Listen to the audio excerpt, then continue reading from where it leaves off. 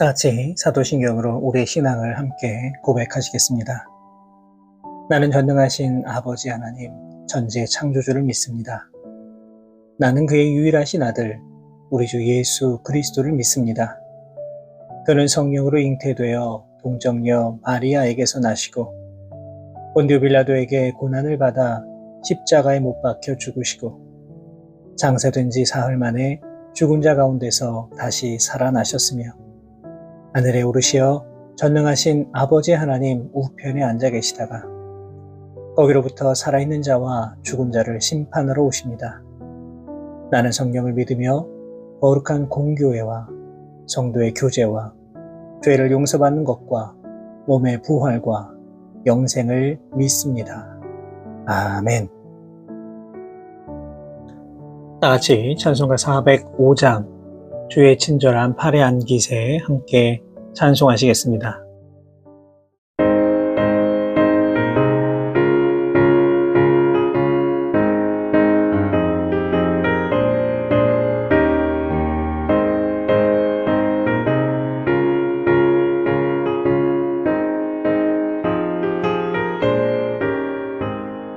주의 친절한 팔에 안기세 우리 마음이 편안하리니 항상 기쁘고 복이 되겠네. 영원하신 팔에 안기세 주의 팔에 그 크신 팔에 안기세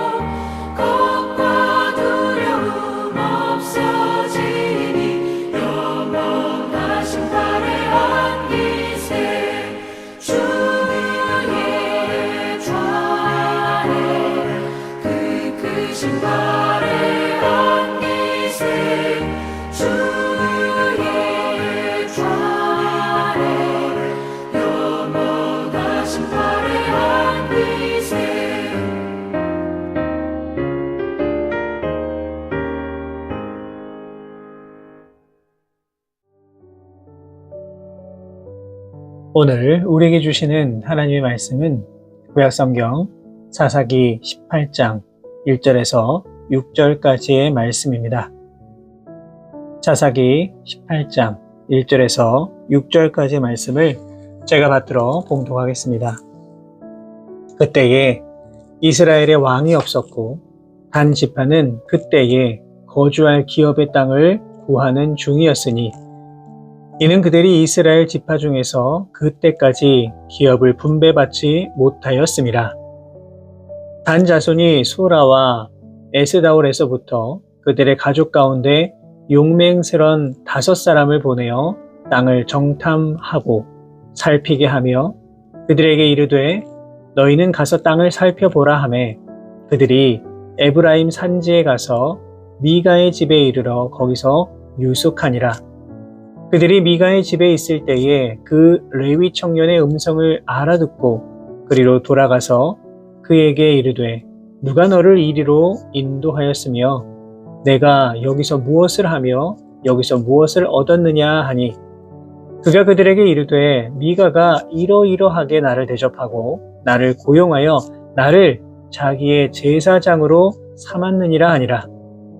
그들이 그에게 이르되 청하건대 우리를 위하여 하나님께 물어보아서 우리가 가는 길이 형통할는지 우리에게 알게 하라 하니 그 제사장이 그들에게 이르되 평안히 가라. 너희가 가는 길은 여호와 앞에 있느니라 하니라. 아멘. 오늘 본문 1절의 말씀은 그때에 이스라엘에 왕이 없었고 라고 하는 말로 시작을 합니다. 그러니까 여러모로 혼란스러운 그런 혼돈의 시대였음을 알 수가 있습니다. 그런데 이미 이스라엘 각 지파의 땅에 대한 분배가 끝났음에도 불구하고 아직 이 단지파는 거주할 땅을 확정하지 못했습니다. 단지파도 이미 땅을 분배는 받았습니다. 그런데 문제가 생깁니다. 그것은 바로 단지파가 그 원주민들인 이 아모리 족속을 완전히 몰아내지 못한 것입니다. 결국에 이 원주민들과의 힘의 대결에서 밀려서 단지파는 그 땅에서 쫓겨나고 말았습니다. 하나님께서 허락하신 기업을 이어가지 못하고 그만 포기해버린 겁니다. 이후에 이들이 선택한 땅은 에단과 에스타올 지역이었지만 이곳은 단 족속이 모두 살아가기에는 턱없이 부족한 땅이었습니다. 그래서 이들이 선택한 방법은 바로 하나님이 허락하신 땅이 아니라 또 다른 땅을 찾는 것이었습니다. 그래서 단지파는 용맹스러운 군사 5명을 뽑아서 좋은 땅을 정탐하도록 합니다. 그렇게 이들이 곳곳을 돌아다니다가 에브라임에 사는 미가의 집에 이르게 되었습니다. 그리고 그 집에서 한 레위인 청년을 만납니다. 이 청년은 바로 이 미가의 집에서 제사장의 업무를 보는 사람이었습니다. 하나님의 성전에서 일해야 하는 레위인이 지금 한 가정의 제사장으로 일하는 것도 놀라운데 이 레위인은요, 이후에 더 대담한 모습을 보여줍니다. 단지파의 정탐꾼들은 그가 제사장이라는 것을 알고 그에게 묻습니다. 본문 5절의 말씀입니다. 그들이 그에게 이르되 청하건대 우리를 위하여 하나님께 물어보아서 우리가 가는 길이 형통할는지 우리에게 알게 하라 하니. 그러자 이 레위인 청년이 지금 무엇이라고 대답을 합니까? 6절을 보시면 평안히 가라. 너희가 가는 길은 여호와 앞에 있느니라 하니라. 이렇게 너무나 자신 있게 대답을 합니다.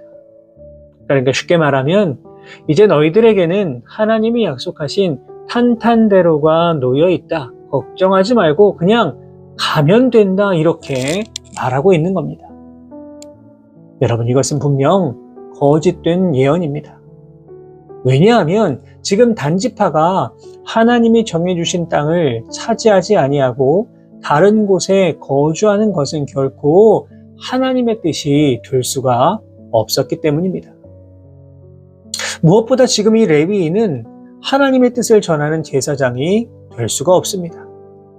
왜냐하면 지금 제사장이 한 가정에 고용되어서 일한다는 것은요, 있을 수가 없는 일이기 때문입니다. 이 사람은 그저 하나님의 뜻과는 전혀 상관없이 자신의 생존을 위하여서 하나님의 뜻이 아니라 자신의 뜻을 전하고 있는 거짓 제사장임을 알 수가 있습니다. 그런데 이 단지파는 이 레위인의 말을 믿고 북쪽으로 더 나아가 결국 라이스라고 하는 땅을 정복하고 그 땅에 정착하게 됩니다. 지금 단족속은 완전히 하나님의 뜻과 명령을 잊고 살아가고 있습니다. 하나님이 약속하신 명령을 잊어버리고 그저 눈앞의 이익을 위해서 살아가고 있는 그 어리석은 모습을 보여주고 있습니다.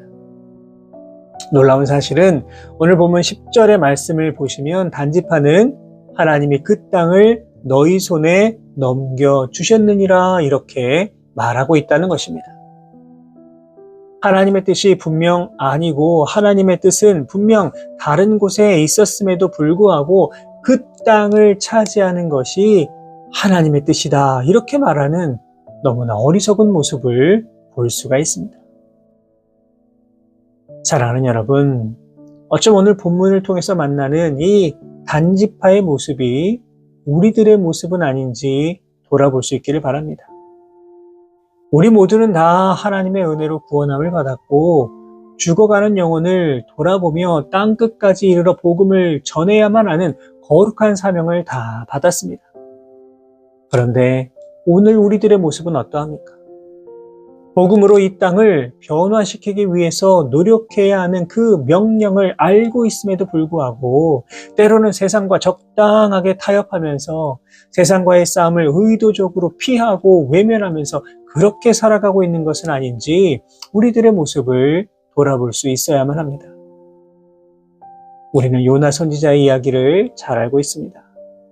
하나님의 뜻에 순종하지 아니하고 자기 마음대로 결정하고 판단하여서 니느웨가 아니라 그는 다시스로 갑니다. 하지만 그 결과가 어떠합니까? 거센 풍랑을 만나 결국 바다에 던져지는, 그래서 큰 물고기의 먹이가 되는 그런 신세가 되고 말았습니다.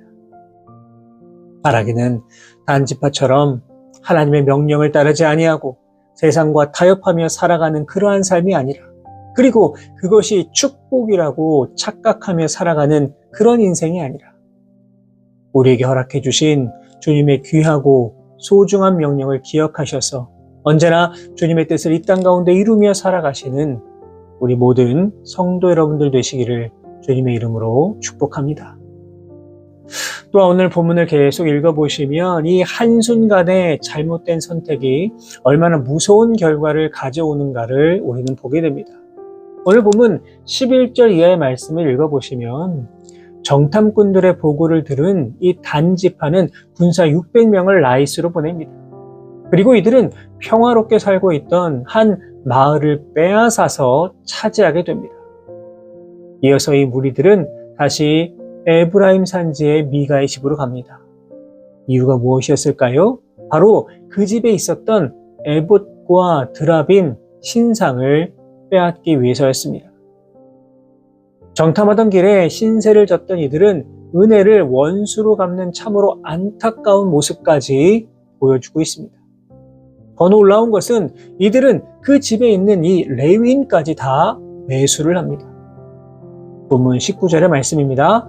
그들이 그에게 이르되 잠잠하라, 내 손을 입에 대라, 우리와 함께 가서 우리의 아버지와 제사장이 되라. 내가 한 사람의 집에 제사장이 되는 것과 이스라엘의 한 지파 한 족속의 제사장 되는 것 중에서 어느 것이 낫겠느냐.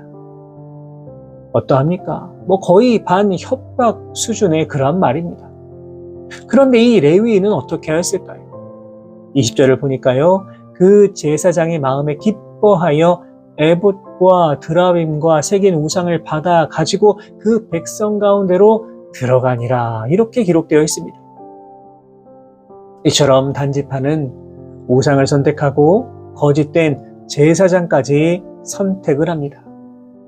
그렇다면 이들이 이러한 선택을 한 이후의 결과는 무엇이었을까요? 단지파는 완전히 우상을 섬기는 백성이 되고 말았습니다. 오늘 보면 30절을 읽어보니까요, 단 자손이 자기들을 위하여 신상을 세웠고 미가가 만든 신상도 소중히 여겼음을 볼 수가 있습니다. 이처럼 단지파는 잘못된 선택으로 인하여서 완전히 하나님을 떠난 그런 백성이 되고 말았습니다. 사랑하는 여러분, 아무리 세상 가운데 성공한 삶을 산다고 하더라도 하나님 말씀에 순종하지 아니하고 자기 고집대로, 자기 생각대로, 자기 뜻대로 하는 성공과 형통은 결코 축복이 될 수 없음을 기억하십시오. 진정한 성공과 축복이 무엇입니까? 그것은 힘들고 어렵더라도 하나님 말씀에 순종하며 살아가는 것. 내가 조금은 돌아가는 것 같다 하더라도 하나님 말씀을 따라 살아가는 것, 그것이 진정한 성공임을 기억하시길 바랍니다. 하나님 말씀대로 살아갔을 때에 고난이 찾아왔다면, 핍박이 몰려온다면 그것은 우리의 삶 가운데 더 놀라운 축복의 씨앗이 될 수 있습니다.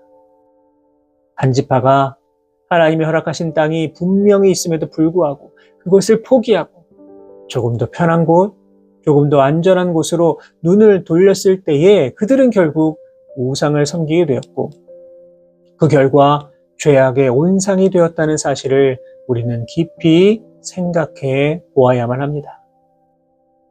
세상의 성공이 아닌 하나님 안에서의 성공을 추구할 때에 하나님은 반드시 우리의 삶 가운데 더 놀라운 복을 허락하여 주심을 기억하시기를 바랍니다. 지금 당장은 나의 기도에 응답이 없다고 우리가 다른 길을 선택해서는 안 됩니다. 우리가 주님 바라보면서 주님 의지하며 나아갈 때에 세상이 알 수 없는 놀라운 복을 받아 누리게 될 줄로 믿습니다. 언제나 주님 말씀에 순종하고 세상 가운데 하나님 말씀을 가지고 나아가서 승리하는 삶을 살아가실 수 있는 우리 모든 성도 여러분 되시기를 주님의 이름으로 축원합니다. 기도하겠습니다. 사랑의 하나님 감사합니다. 오늘도 우리에게 귀한 하루 허락하여 주시고 주님께서 허락하신 귀한 생명으로 이 땅을 살아갈 수 있도록 인도해 주신 은혜에 감사를 드립니다. 바라보오니 험하고 무질서한 세상 가운데 살아갈 때에 언제나 동행하여 주시고 우리의 눈이 주님 바라보며 우리의 손이 주님 섬기며 우리의 발이 우리 주님의 발자취를 따라 나아갈 수 있는 귀하고 복된 삶의 모습 되게 하여 주옵소서. 주신 말씀을 기억합니다. 단지파가 하나님이 약속하여 주시고 허락하신 땅이 있음에도 불구하고 그것을 차지하지 못하고 다른 곳으로 눈을 돌려서 그것이 하나님의 뜻이라고 외치는 그 연약한 모습을 바라보면서 어쩌면 우리의 모습도 이와 같지 않은가 회개하며 나아갑니다. 하나님께서 우리를 향해 허락하신 귀한 명령과 사명이 있음에도 불구하고 자꾸만 그것을 외면하고 바라보지 않으려고 하고 도망가려 했던 우리들의 모습을 돌아봅니다. 바라보오니 우리의 연약함을 다 내려놓게 하시고 우리의 삶 가운데 더욱 하나님 뜻에 순종하며 그 뜻을 바라보며 믿음으로 나아가는 우리들의 귀한 모습 되게 하여 주옵소서. 세상과 타협하기보다는 세상을 이기며 나아가는 믿음의 용사들 되게 하여 주시고 이를 통해 하나님의 뜻을 이 땅 가운데 이루며 살아갈 수 있는 복된 인생들 되게 하여 주옵소서. 이 모든 말씀 우리 주님 예수 그리스도의 이름으로 기도하옵나이다. 아멘.